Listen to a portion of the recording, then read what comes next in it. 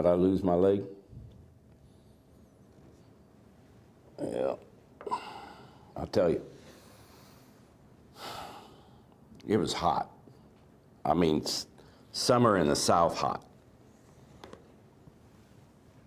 It was near the end of the war. We just didn't know that yet.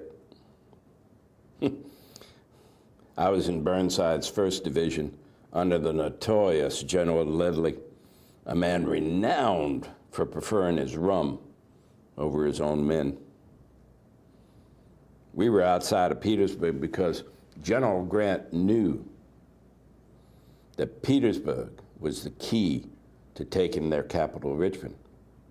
The problem is, because it was their precious backside, the rebels knew it too. So after weeks of fighting, we were all stuck in our trenches, battling ticks, chiggers, and blistering heat. So with all that thinking time, oh, some of the Pennsylvania boys, they came up with a real doozy of an idea. And old General Grant, he was just desperate enough to listen. Since those Pennsy boys were born half moles anyway, with shovels in their hands and coal dust in their mother's milk, they promised Grant that they could dig a tunnel underneath that rebel sentry fort, pack it with enough explosives to blow it to kingdom come.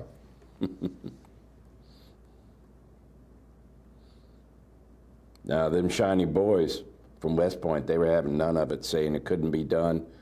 But Grant, he'd long since given up on school book learning, so he gave Burnsy the go-ahead. And you know those minor boys had their 500-foot shaft dug in under a month and packed it with 8,000 pounds of gunpowder kegs. So on July 30th, 1864, at 3:15 in the morning, they lit their firecracker. You know what happened? Nothing. Fuse went out. But no one heeded God's signs, so 2 men crawled back in their rat tunnel and relit the biggest bomb the world had ever seen. So at 4:45, we all watched as that fort literally rose from the ground as if it was leaving the good earth forever. And as it rose to heaven,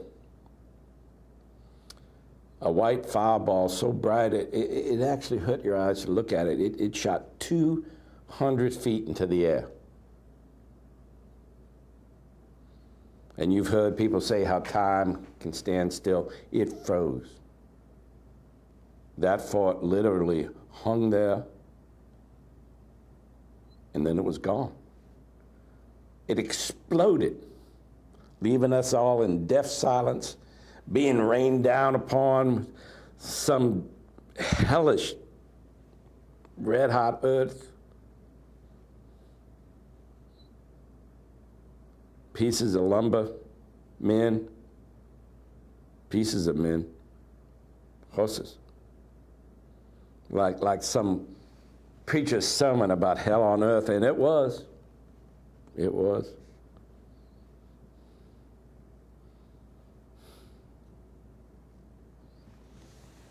You know, almost 300 Confederates died instantly. Now, a cooler head might have prevailed and told us to array around on the rim of that crater so that we could fight off the regathering Rebs, but the only thing General Leslie was fighting off was another bottle of rum in his sandbag bunker. So since we'd been sitting around for weeks, we were itching for a fight, so we went running down those 30-foot crater walls. And if only we'd gone around and not down, because once down, there was no coming back up. You see, underground water had turned the clay and the mud waist deep. So even though we twisted and turned and clawed at the slimy walls like animals, there was We were stuck helpless, watching our brothers join our fate. Ferrero's Colors Division was the next to follow us in. They're brave men, the Negros, but they knew that they'd be murdered if they were captured. They didn't have to worry about that, because old Johnny Reb, he just stayed up on the rim, firing down upon us, turning that crater into a barrel. We were the fish. I remember looking into the dead eyes of a half-Confederate. He had red clay on his eyebrows, so he looked like some sort of a clown, when all of a sudden a fiery pain shot from my foot all the way up to my shoulder. And then I saw it,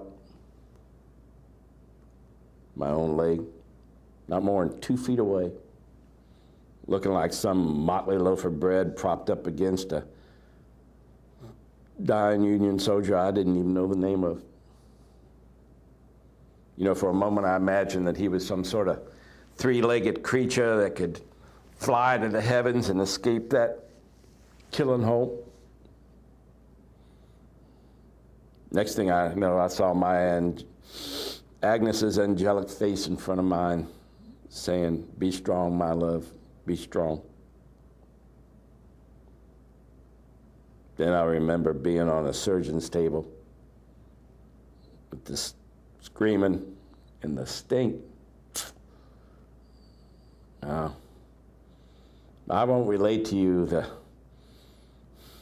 story about the sawing off the bits of my remaining leg, because those memories visit me way too often in keen and stubborn nightmares. But I will tell you the promise I made that day in Hades, and I've kept since in purgatory: I'll never pick up a rifle again.